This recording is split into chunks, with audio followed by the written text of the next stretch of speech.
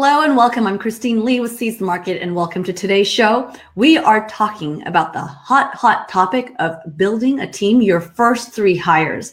Now, first, let me get clear on the terminology of a team. Well, a lot of people think that, oh my gosh, a team, it's got to be like 8 billion people. I'm not a team. I'm just hiring one person. Ding! If you have anybody that's more than just you, guess what? Congratulations. You're a team. It's kind of like a family, right? You have one baby. You're like, no, I have to have 1 billion babies to have a family. No, you have one child or you have one spouse. Ding, you're a family. That is all it takes. So if you want anybody aside from just you, guess what? You are a team. Welcome to the world of team building, where you have to worry about somebody else aside from you. And I don't say worry, but you get to build something beautiful with somebody else. You get to have synergies. You get to experience 2 + 2 = 5, 6, 7, 8, 10, right? So it can get really, really amazing and cool. So the 3 things that we're going to talk about today, 3. All right, is who to hire, when to hire, and how to hire. So we're going to go over some meat and potatoes, really top level stuff, so you know what to expect and some things that you need to be aware of and things that people get wrong and do backwards. And it's like, it's like, instead of, pouring a nice solution that's going to give you relief, it's like chokes you up, chokes up your business. So I'm going to share those with you so you can avoid those. All right. So number 1, who to hire. All right. So a lot of agents, here's what happens. Here's what goes down. Let's get real. Okay. They're busy. They're like, oh my gosh, business is booming. I'm not organized and I'm crazy anyways. So I'm creating business. It creates more, more chaos and disarray and, just like stuff piling up. Oh my gosh, I need help like yesterday. So everything's in a frenzy and you just want some relief. And you think that relief is best served if you have another agent. But here's the thing. Number 1, there's a couple factors that play into this. 1, you have these additional clients, or maybe you have buyers or sellers you want to offload, or you're like, hey, maybe this group of leads they can take care of because I'm dropping those through the crack like crazy. So I want to have another agent help me. Well, on the surface, I can see where that logic would play in, but here's the under soft belly of that idea and where and why it doesn't really serve you. Okay. So agents create messes. Somebody has to clean up the messes. All the messes is the pain that you're feeling, right? All the paperwork that you have to do, all the detailed stuff. You probably spend at least half your time, if not more, doing stuff that's more administrative in nature. And that's what happens when you do business, when you grow, you're going to create more stuff that's administrative in nature. So what do you do when you get another agent? You create more administrative stuff to do that neither of you guys want to do. So it's like you have no real outlet or place to put that. And that is really the number 1 reason why you want an admin to be the next hire on your team, not an agent, because someone's got to clean up your mess. Another agent, they're going to create more of your mess. Let's think about that one there. And I've seen it done over and over and over again. That's probably the number 1 biggest mistake that agents make when they go to make their first hire. And plus, the other part of it is financial, right? So if you don't have the financial bandwidth, the cash flow to really bring somebody on, you're like, oh my gosh, this person is free, okay? It's an attractive proposition, I do admit. So I get where you're coming from. However, it is a very much a double-edged sword. One edge being, oh, they're free. The other, a very sharp edge that's definitely going to cut you, is that number 1, you probably don't have the bandwidth to bring somebody on to get them set up for success because you're creating a bunch of chaos, paperwork, and stuff that you really need an admin to handle. Then you're bringing on somebody else while you have less bandwidth to create more mess, more noise, and somebody who's going to create more of that with you. You don't have the time to train that person properly. You're winging it. You're flying by the seat of your pants, and no one is grounding you. No one is really systematizing you. No one has that skill set in your organization. So it is exponentially getting worse every single day, and you will feel that. over and over and over. So I do not recommend under any circumstance to bring on somebody else that's going to create more chaos and noise in your life. You need to have that first hire be an admin. All right. So I hope that I was pretty clear on that. All right. It's just that I see that mistake so many times. I've gotten just like so emphatic about it, but it's because I believe in it. So bear with me here. Number 2, when to hire. Okay. So there's a lot of different theories on this, right? So one might sound like, oh, you need to do X number of transactions, or you need to do it when you have this much money. So here is my approach. Here's my logic. I will present it to you in this. I obviously believe that it's true. It's going to be about the ROI and, the calculated risk that you're taking. So can there be a right scenario where you hire somebody earlier rather than later? Yes. Is there a scenario where you need to hire somebody later when you have more volume and production? Yes. So my answer to you is now or later, yes and yes. Okay. So to be a little bit more clear on that, yes, could you be any more vague? What I'm going to share with you is when those yes and yeses make sense. Okay. So let's look at the scenario of hiring earlier. Okay. Here's the risks and the preparation that you do need. If you're hiring earlier, you got to really have your stuff together, because here's at the end of the day, you're going to have overhead. You're going to have costs. So you can't just be like cashing out the dollars without things coming in. If you know what you're doing and you got a great game plan and you know that you're going to get results and those things you can commit to and are crystal clear, then that gives more of a reason, yes. However, there's some more pieces. Hold on. Hold your horses. Don't just go pull the trigger. The next part is you got to have the cash reserves. You got to at least have 90 days in the account to say, okay, I can quote unquote burn through this, right? I can spend this and it's not going to tank me. All right. So you want to have that nest egg for your hire and be able to afford that. Because here's the thing, it's going to take a while for you to train them, get them up to speed where they're actually giving you a positive ROI. Because in the beginning, it's very labor intensive and it's going to, it's an investment. It's an investment that has a little bit of delayed gratification. And so again, that is why the 90-day is a time period you want to have that nest egg and say, okay, I can spend this and I'm going to be all right. If I don't get my money back in 90 days, right, I'm not going to starve and die. I'm not starving my family, my kids, my dog, my cat, whatever. So you want to make sure you have that safety net in place. So if those two things are in place and you're like, okay, if I perform these activities and I'm going to hit these marks, then it's going to generate this income. Okay. And you can commit and hit that. And that's the risk you're willing to take. Then I say yes, under those circumstances. If you don't have those pieces in place, you are playing like Russian roulette. You don't have a game plan. You are completely winging it and you're going to burn through some money. And it also depends on who you hire and how you're onboarding that person and the other elements that you have to set people up for success. So I'm not saying that it can't be done.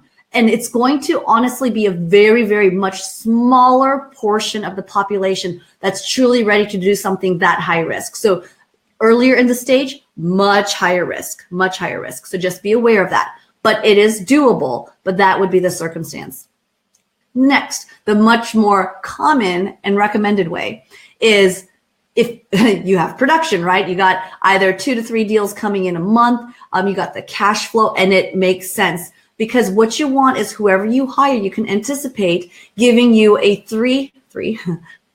everything's 3 today. So 3 times the return of their salary, meaning if you hire somebody and they're 30 grand a year, then when you do the math of what your production increased by, because of this person, you were able to increase your bandwidth and make $90,000 more than you did without them. Okay, not $90,000 total, $90,000 more, or 3 times more their salary. If you hire somebody that was 40K, then that should be an additional 120K to your business. And you can really do the math and dial this down and formulate a business plan on what type of impact you should see in your business and in your day. And so this is all can be dissected down to a very mathematical, very calculated scenario. So back to the later scenario, then again, you still have 3 months of reserves. You don't want to bypass on that. And you have a game plan of how you're going to execute your business growth to justify the hire that you're making. Okay. So that's the when part of it. And at the end of the day, it's all driven by ROI. If whether it's earlier on in the game or later in the game, if you know I can capture these opportunities and I'm going to capture them and I have a plan to do it and it's going to give you a positive ROI that makes it worth your risk, then do it. Okay. So for example, me like 6 months into the game, I'm like, psh, I am so over this admin work. And it was kind of on accident too, right? Not on accident, meaning, I don't know, by chance, but I seized the opportunity, seized the market. And I had somebody who was kind of thrown in my lap and said, hey, this person needs, a position, and it was a summertime position. And do you need somebody? So I literally kind of did that logic in my head and say, okay, what are the opportunities that I'm not able to capture because I'm doing X and Y? Okay, I formulated a game plan of how this person is going to cover that. Then I'm going to do X, Y, and Z, and that'll enable me to do this. And I calculated all the way kind of down to the dollar of what the opportunity, enhancements would be, the results expected would be, and just went for it. So glad I did, because let me tell you, once you have an admin, it's like crack. I've never had crack, but I imagine this is something, the business version of it. Not sure if I should be saying that. However, what I mean is it's like great to have somebody who is taking all the load off your table, all the minutia, all the things that's just like nails on chalkboard, that makes you feel all stuffy, gives you heartburn. Do you know that feeling when you have to do all the stuff that you don't like doing, like administrative detail paperwork? Yeah, that feeling. Not having to have that is wonderful. So I would highly suggest you work your way to it or formulate a game plan to get to it as quick as possible. Let me tell you what, being a solo agent is literally the hardest position you can have. Hats off to everybody that's doing it alone and have no leverage. Whew, wouldn't want to be in your shoes. And I say that with love, right? I say that to encourage you to find that leverage, because let me tell you what, it is so awesome to not have to do the things that actually give you a pay cut. Okay. So, all right. So that's the when to hire, how to hire. So how to hire, this is not just about like, oh, you're a warm body, you can fog a mirror. Come on, welcome, because I am in so much pain. I will take anybody and throw stuff at you, hoping that it sticks. No. That is a recipe for disaster. And let me give you this piece of advice. It is actually better to not hire somebody than to hire the wrong person. Because here's what not hiring the right person looks like. You bring them on, you have high hopes that everything's going to be peachy and your life will be transformed and better. However, soon after, a train wreck happens because what you wanted to get done doesn't happen.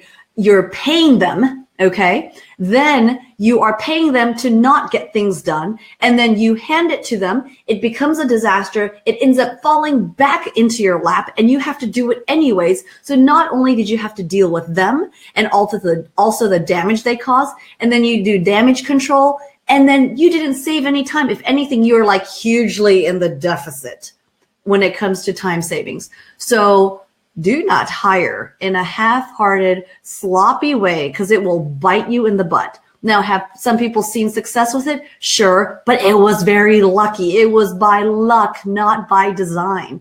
And so you don't want to play Russian roulette with the next 90 days of your life. I promise you, you will be internally crying in a corner, crying for help. If not, you might be doing that out loud. So, and for those of you who are experiencing that, you know exactly what I'm talking about. My point is that the how to hire is very important. There is a way where you can identify the right candidates. And there are some very common pitfalls of how agents think that their first hire candidate has a skill set just because they say they're detail oriented or say they want to help you and you like them, right? Us as agents, we're designed to like people. That's why we're out there connecting and building relationships with people. So it's very common for us to want to just like, oh, yes, welcome. Let's do this. This sounds like a great idea. No, you need to have a system to identify the right right candidate, right talent, right characteristics, and also have the evidence. Yes, there is a way to actually prove that they have the skill set, to prove that they are the right fit for you through a system process. And there is a model in place that is already proven to work. and works at a high level. So you want to make sure you have those systems in place. Another thing I'm going to say is, aside from the raw qualities itself, you need to make sure that they are a culture fit.